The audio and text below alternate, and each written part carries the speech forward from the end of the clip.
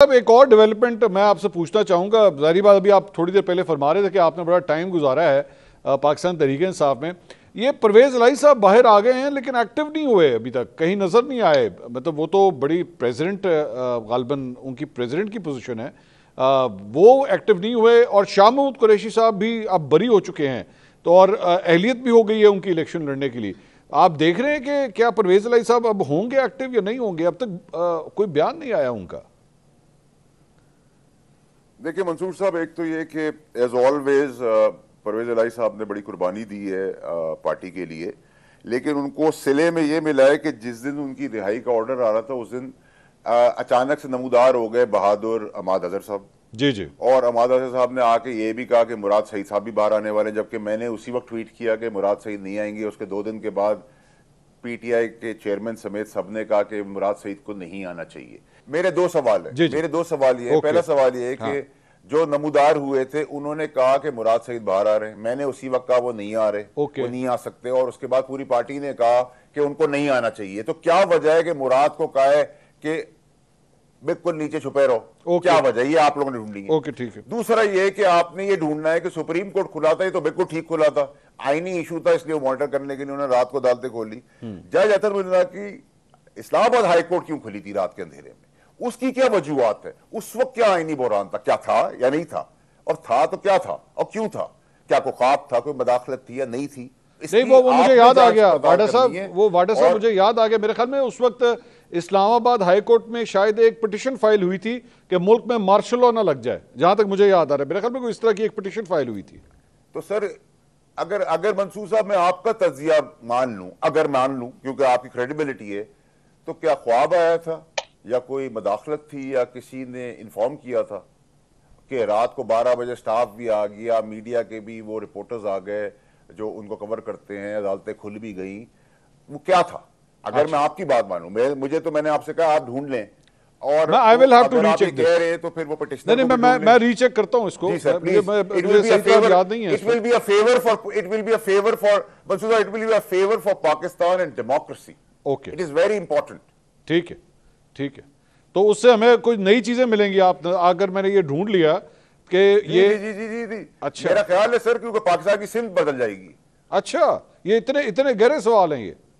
जी sir, जी sir, दोनों बड़े गहरे सवाल है। क्योंकि सर देखिए, अभी तक प्रॉक्सी कहा था मुझे अतर मिल्ला साहब ने, तो अभी तक तो शवाहिद दे नहीं सके। तो जब जिस जुर्रत से उन्होंने बताया था, मुझे प्रॉक्सी का लेबल लगाया और इंडियन अखबारों ने मेरी तस्वीरें हेडलाइंस लगाई, तो मैं उसी जुर्रत का इंतजार कर रहा हूं, प्रूफ भी करे, क्योंकि जज तो किसी को ब्लेम नहीं कर सकता ना।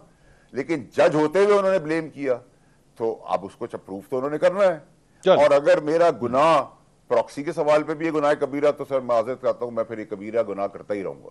ये मेरे ख्याल में पंचोता साहब के पास दोनों सवालों के जवाब होंगे। पंचोता साहब, पहला सवाल, मुराद सईद साहब को वाडा साहब ने कहा कि वो नहीं आएंगे, आपकी जमात ने कहा नहीं आना है, ये किस तरह हुआ सर? वो क्यों नहीं आ रहे? बाकी सारे आ गए तो उनको भी बुलाएं बाहर। देखें, मुराद सईद जो हैं उसके हवाले से खान साहब की उनको इंस्ट्रक्शंस हैं और खान साहब की हदायत के ऊपर इस वक्त वो सामने नहीं है।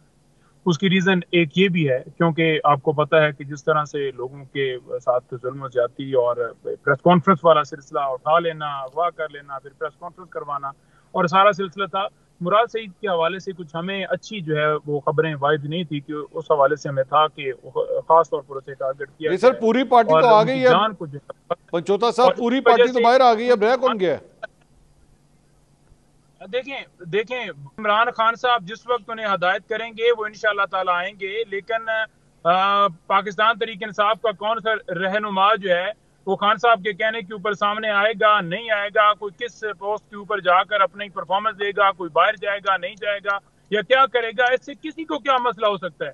लेकिन अगर खास तौर पर यह कहा गया है कि आप जाकर इस मामले को उठाएं ताकि वो आए, तो मुझे इस बात की समझ नहीं आती। नहीं पंचोता साहब, आपने अभी कहा कि मुराद सईद साहब ने सवाल करें ना, हम सुने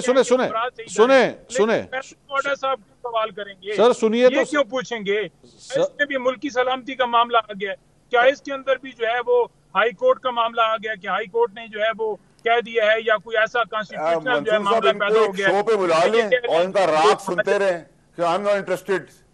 एक तो इनकी आवाज भी मुझे इरिटेट कर रही है, उनके बात करने का तरीका भी मुझे समझ नहीं आ रहा है, ये चीख रहे हैं, चिल्ला रहे हैं, इस तरह बात करें, मुझे समझ तो आए ना। मैं ये कह रहे हैं कि पंचोता साहब की बात समझ ही नहीं आ रही। मैं वाडा साहब वो और मैं ऐड करता हूं। पंचोता साहब मेरा सवाल, एक मिनट सर, पंचोता साहब मेरा सवाल तो सुन ले सर।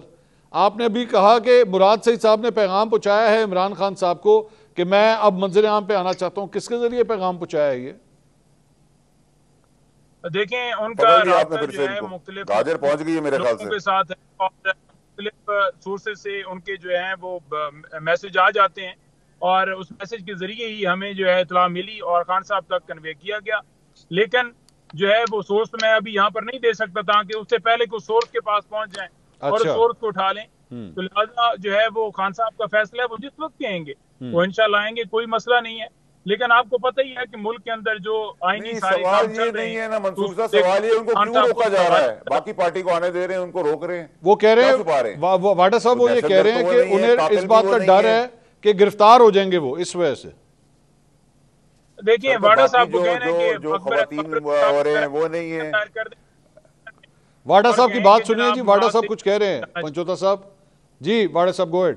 जी मैं सर ये रिक्वेस्ट ये कर रहा हूँ कि देखिए मुराद सईद ना दहशतगर्द है, ना कातिल है, ना कोई इश्तिहारी है, ना वो ऐसा कोई मुजरिम है जिसने कोई डकैती कर दी है बैंक के अंदर। आखिर क्यों पार्टी हिदायत करती है बार बार कि वो ना इमरान खान साहब को क्यों कंसर्न है? अगर मैं इनकी बात मानूं, वैसे तो इनको ना 3 का पता है ना 13 का पता है, लेकिन ये इतनी बड़ी बड़ी बातें कर रहे हैं कि जी हमें आया, वसूख से आया, फलानी जगह से आया और इमरान खान को इतला हो गया, आपने पकड़ लिया कि भाई इमरान खान को कैसे मैसेज पहुंचा। वो ऐसे पहुंच गया जी, घर के अंदर वो गाजर थी और मूली थी तो मैंने वो बनाया तो वो सब्जी बन गई, तो तेल नहीं था तो चूल्हा जल गया। Tell him to be factual, he should understand he is representing a party on a national level. आपका चैनल पे एक आप क्रेडिबल एंकर के सामने बैठे, आप क्रेडिबिलिटी से बात नहीं करेंगे, आपको उड़ा दिया जाएगा।